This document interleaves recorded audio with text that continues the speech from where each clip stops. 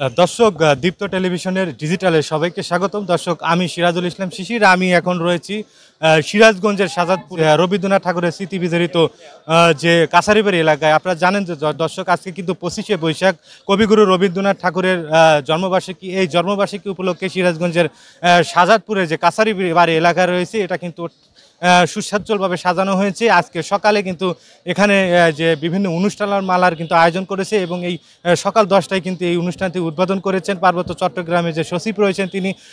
এই অনুষ্ঠানে কিন্তু ইতিমধ্যে কবিগুরু রবীন্দ্রনাথ ঠাকুরের ভক্তরা কিন্তু এসেছেন এবং এখানে এসে কিন্তু তারা কিন্তু এই অনুষ্ঠানে বিভিন্ন নাচ গান সহ আবৃত্তিতে কিন্তু অংশগ্রহণ করছেন। এখানে বিভিন্ন প্রকার কিন্তু যে অনুষ্ঠান সুসজ্জলভাবে সাজানো হয়েছে এবং এখানে বিভিন্ন যে রবীন্দ্র ভক্তরা তারা কিন্তু এসেছেন এবং এখানে এসে কিন্তু তারা ছবি তুলছেন এবং তারা কিন্তু সেলফি তুলছেন এবং এই কবিগুরু রবীন্দ্রনাথ ঠাকুরের যে স্মৃতি বিজড়িত যে রবীন্দ্র যে কাছারিবাড়ি, সেখানে কিন্তু তারা এখানে এসে তাদের যে আনন্দ, সেটা উৎসব কিন্তু তারা পালন করছেন। এবং আজকে সারা দিনব্যাপী এই অনুষ্ঠান চলবে এবং আগামী 2 দিন অর্থাৎ 3 দিনের অনুষ্ঠানমালায় এই কাছারিবাড়িতে চলবে এবং জেলা প্রশাসক এবং স্থানীয় প্রশাসকের মানে সার্বিক সহযোগিতায় কিন্তু এই অনুষ্ঠানগুলো আয়োজন করছেন। আমরা আসলে এখানে বিভিন্ন কবিগুরু রবীন্দ্রনাথ ঠাকুরের যে ভক্তরা এবং আসছেন এবং তারা এখানে এসে তারা অনেকটা আনন্দ উৎসবে মেতেছেন। আমরা তাদের সাথে কথা বলবো, তাদের অনুভূতি আমরা জানবো এবং তারা আসলে কবিগুরু রবীন্দ্রনাথ ঠাকুরকে কেমনভাবে দেখেন এবং কিভাবে কবি রবীন্দ্রনাথ ঠাকুরকে মনে রাখছেন। সকাল 9টা নাগাদ আসলাম, এসে গান গেলাম, আলোচনা হচ্ছে। আলোচনার পরে আবার আমরা উদ্বোধনী যে গানটা আছে সেটা গাবো। গাওয়ার পরে নৃত্য হবে, উদ্বোধনী নৃত্য। তারপরে হচ্ছে আস্তে আস্তে যা যা কর্মসূচি আছে সেগুলো হবে, আলোচনা, গান, নাচ, অভিনয়। এই তো। একটা কবিতা লিখেছেন, আমাদের ছোট নদী চলে বাঁকে বাঁকে, উনি এটা এখানে বসেই লিখেছেন। আমরা জানতে পারি যে তার এখানে হচ্ছে জমিদার বাড়ি, সে খুবই অল্প দামে এখানে কিনে নেয়। তো তার জন্মস্থান এখানে না, তবে তার এখানে একটা কাছারি বাড়ি ছিল। সে এখানে এসে অনেক গান, কবিতা এগুলো লিখেছে, যেগুলোর জন্য আমরা এখানে জন্মগ্রহণ করে অনেক গর্ববোধ করি। এই তো। আর এই দিনটি অনেক বড় করে আয়োজন করা হয়।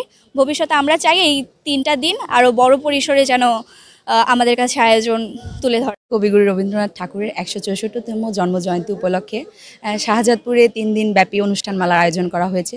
প্রতি বছরই শাহজাদপুরে এইভাবেই আমরা আনন্দ করে থাকি। শাহজাদপুরের মানুষ রবীন্দ্রপ্রেমী মানুষ এবং বিভিন্ন ধরনের সাংস্কৃতিক গোষ্ঠীরা এবং বাহির থেকে অনেক সাংস্কৃতিক গোষ্ঠী এসে এখানে অনুষ্ঠানমালা আয়োজন করে। তো প্রতি বছরের ন্যায় বছর আমাদের অনেক বড় পরিসরে আয়োজনটি হচ্ছে। তো আমরা চাই প্রতি বছর যেন এইভাবেই আমরা অনুষ্ঠানটি পালন করতে পারি। ভালো লাগছে আমাদের। প্রতিবারই এখানে আমরা অনেক আয়োজনে প্রোগ্রাম গান করে থাকি। এবারও গান হলো, আমাদের একটা গান হয়েছে, আর কিছুক্ষণ আলোচনার পরে আরও গান হবে। তো খুবই ভালো লাগছে, শাহজাদপুরের একটা ঐতিহ্য এটা। নাটোরের রানী ভবানীর জমিদারির একটি অংশ শাহজাদপুরের জমিদারি নিলামে উঠলে কবি রবীন্দ্রনাথ ঠাকুরের পিতামহ প্রিন্স দ্বারকান্দ্রনাথ ঠাকুর 1840 সালে মাত্র 13 টাকা 10 আনায় শাহজাদপুরের এই জমিদারি কিনে নেন। 1890 থেকে 1897 এই 8 বছর কবি রবীন্দ্রনাথ ঠাকুর শাহজাদপুরের জমিদারি দেখাশোনার জন্য এখানে আসতেন এবং সাময়িকভাবে বসবাসও করতেন। আর এখানে বসেই কবি রচনা করেছেন কবিতা, সোনার তরী, চিত্র, চৈতালি, কল্পনা, ছোট গল্প, পোস্টমাস্টার, রাম কানাইয়ের নিবদ্ধতা, ব্যবধান, তারা প্রসন্নের কীর্তি, ছুটি, সমাপ্তি, ক্ষুদিত পাষাণ, অতিথি, 38টি পত্রবলী এবং প্রবন্ধ এবং গীতাঞ্জলির অংশও কিন্তু এখানে রচনা করেছেন। এছাড়াও নাটক, বিশেষণের মতো বিভিন্ন শিল্পকর্ম কিন্তু এই জায়গায় কিন্তু কবি রবীন্দ্রনাথ রচনা করেছেন।